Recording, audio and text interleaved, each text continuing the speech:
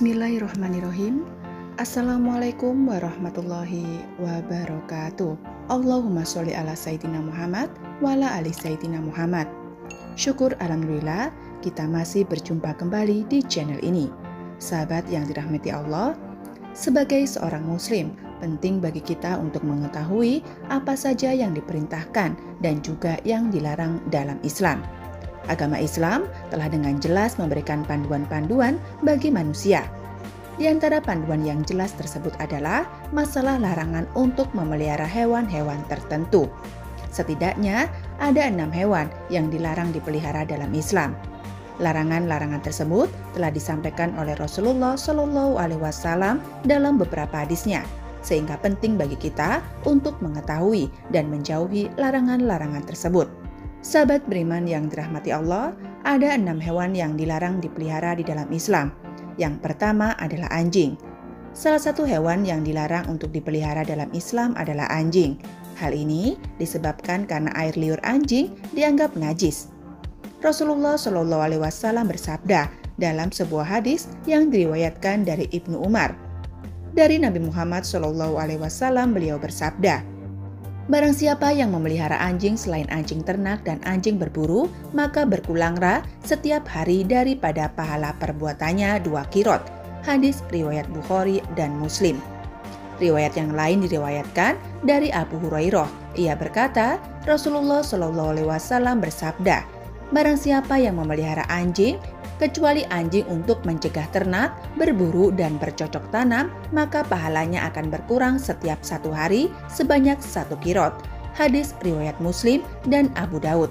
Rasulullah Shallallahu Alaihi Wasallam dalam satu hadis lain juga pernah mengatakan, "Malaikat Jibril datang kepadaku, kemudian ia berkata kepadaku sebagai berikut, 'Tadi malam saya datang kepadamu, tidak ada apapun yang menghalang-halangiku untuk masuk kecuali karena di pintu rumahmu ada patung dan di dalamnya ada gorden yang bergambar dan di dalam rumah itu ada pula anjing.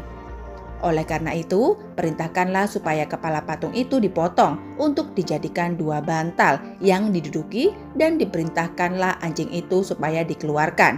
Hadis riwayat Abu Daud, An-Nasai, Tirmizi, dan Ibnu Hibban. Hewan selanjutnya adalah ular. Ular juga termasuk hewan yang dilarang dalam Islam untuk dipelihara. Rasulullah Shallallahu Alaihi Wasallam memerintahkan umatnya untuk membunuh ular jika bertemu dengannya, bukan untuk dipelihara. Hal ini didasarkan pada salah satu hadis yang menyatakan bahwa Rasulullah Shallallahu Alaihi Wasallam memerintahkan untuk membunuh 2 binatang hitam ketika sholat, yaitu ular dan kalajengking. Hadis riwayat Tirmizi. Perintah untuk membunuh ini dimaksudkan ketika ular tersebut dalam keadaan mengancam. Jika tidak, maka tidak dianjurkan untuk dibunuh apalagi diburu. Sebab pada dasarnya ular juga merupakan hewan yang berada dalam rantai makanan, sehingga memusnahkan ular akan merusak keseimbangan alam. Hewan selanjutnya adalah elang. Elang adalah hewan yang dilarang dalam agama Islam. Selain merupakan hewan yang harus dilestarikan, elang juga termasuk pemangsa dalam siklus rantai makanan, sehingga membunuh atau memburunya akan menyebabkan ketidakseimbangan ekosistem. Selain itu, burung-burung termasuk elang adalah juga umat dan hamba Allah, sehingga kita dilarang untuk memelihara, membunuh, atau memburunya. Hal ini sejalan dengan firman Allah yang tertera dalam surat Al-An'am ayat 38. "Dan tiadalah binatang-binatang yang ada di bumi dan burung-burung yang terbang dengan kedua sayapnya, melainkan umat juga seperti kamu." Quran Surat Al-An'am ayat 38. Hewan selanjutnya adalah tikus. Tikus termasuk hewan yang najis dan kotor. Oleh karena itu, Islam melarang kita untuk memeliharanya. Selain itu, tikus juga merupakan salah satu hewan pembawa penyakit. Tikus hidup dalam lingkungan yang kotor dan memakan makanan yang kotor. Sedangkan dalam Islam, hal yang kotor sangat dibenci oleh Allah Subhanahu wa Ta'ala, dan Rasulullah Shallallahu Alaihi Wasallam sangat suka dengan kebersihan dan kesucian, merupakan bagian dari iman. Sehingga menjaga rumah dari tikus yang dapat menyebabkan penyebaran penyakit adalah tindakan yang sangat dianjurkan. Hal ini sejalan dengan sabda Rasulullah Shallallahu Alaihi Wasallam dalam hadis yang berbunyi, "Kebersihan adalah sebagian dari iman." Hadis riwayat Tirmizi. Yang selanjutnya adalah gagak. Gagak, khususnya gagak yang memiliki punggung dan perut putih, juga dilarang untuk dipelihara dalam Islam. Hal ini didasarkan pada pendapat Imam Syafi'i yang menyatakan bahwa gagak tidak boleh dipelihara dan diperboleh untuk dibunuh. Gagak juga bukanlah hewan yang mendatangkan keberkahan dan kemanfaatan. Hal ini didasarkan pada suatu hadis di mana malaikat Jibril datang kepada Nabi Shallallahu Alaihi Wasallam lalu berkata, Allah memerintahkanmu untuk membunuh burung gagak yang hitam karena ia telah membelahkan kedua mata ketika anaknya mati. Kemudian Allah Subhanahu wa Ta'ala berfirman, bagaimana burung gagak itu memohon kepadaku sedangkan ia telah mematikan anaknya. Hadis riwayat Muslim. Dalam hadis lainnya, Rasulullah Shallallahu Alaihi Wasallam juga pernah bersabda, 5 jenis hewan yang seluruhnya fasik boleh dibunuh di tanah suci, yakni burung gagak, burung elang, ular, tikus, dan binatang buas. Hadis riwayat Muslim. Selanjutnya adalah hewan cicak. Meskipun sering berkeliaran di rumah, juga dilarang untuk dipelihara.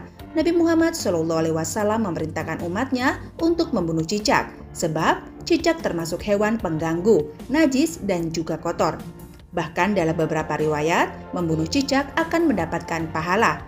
Hal ini didasarkan pada hadis yang bersumber dari Abu Hurairah.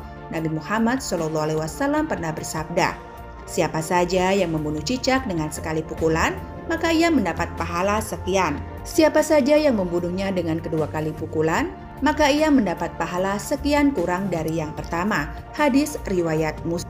Demikianlah wahai sahabatku, itulah beberapa di antara hewan yang dilarang dipelihara dalam Islam. Meskipun dilarang dipelihara, namun tidak semua hewan tersebut harus dibunuh atau dimusnahkan. Ada beberapa hewan yang perlu kita jaga kelestariannya.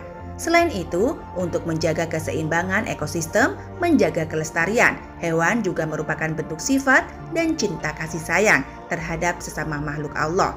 Semoga kita senantiasa diberikan perlindungan dari hewan-hewan yang mendatangkan bahaya dan terhindar dari keburukan yang diakibatnya. Amin amin ya robbal alamin. Demikian wahai sahabat, itulah yang dapat saya sampaikan. Semoga video ini bermanfaat bagi kita semua. Wa akhiron, wassalamualaikum warahmatullahi wabarakatuh.